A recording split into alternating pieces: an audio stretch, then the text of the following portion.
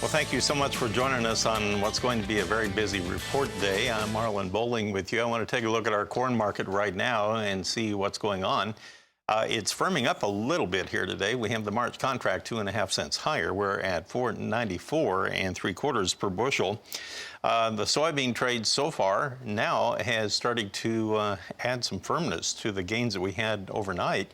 And remember, if you recall, when we opened up this broadcast earlier today, the Globex trade last night opened up a little lower on soybeans, finished up with some gains, and now we have March soybeans at 13.83.5. Well, that would be 11.25 higher than where we closed yesterday. So starting to see a surge in the soybean trade, and that's as we get into these big government reports coming up at 11 o'clock Central Time today. Keep in mind, we did sell 120,000 tons of soybeans overnight. Now, on the wheat, and they went to unknown destinations. On the wheat, we have Chicago March now 12.25 higher at 6.47 per bushel. So big gains there, led by the nearby contracts.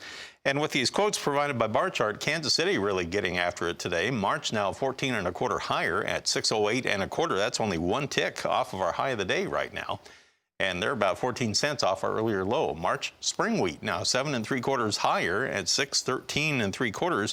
Kind of unusual to see the markets making big moves ahead of a major set of reports like we're seeing today. March cotton is dropping 48 points at 79.95 cents per pound as it stands right now. Ben Hushon is with the mill in Whitehall, Maryland. He joins us right now. And Ben, thanks so much for joining us. Appreciate that. Sounds like maybe you're getting a little bit of inclement weather moving around the mid-Atlantic region right now. What's up in your area? Good morning, Marlin. We're hearing a little bit of that rumor. Right now, we're kind of on a dry stretch of weather. We're having frost every morning. We're down freezing, so folks are able to get a little bit of lime spread, get out on ground, and do some things. So it's weather-wise for January, it's been pretty fortunate here up since we last talked. All right, so what are the farmers and yourself up to right now this week? Well, Marlin, we try to preach to people January is planning time. And today I just wanted to mention one that I think has been falling through the cracks for years, yield maps. I have been seeing printed yield maps on farmers' desks for 15 years.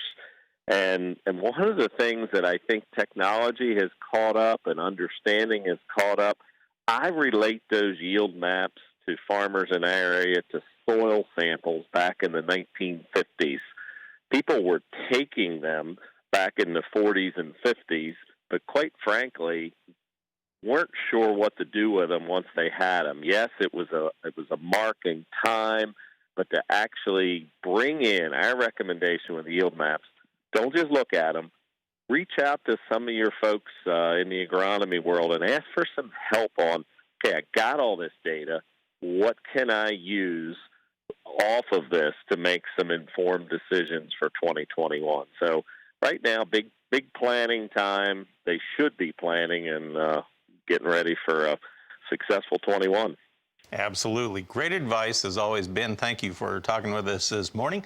And we'll talk with you again next week. Ben Hushon of the Mill in Whitehall, Maryland. We'll be right back in a moment. I'll get you updated on our cattle and hog market activity right after this.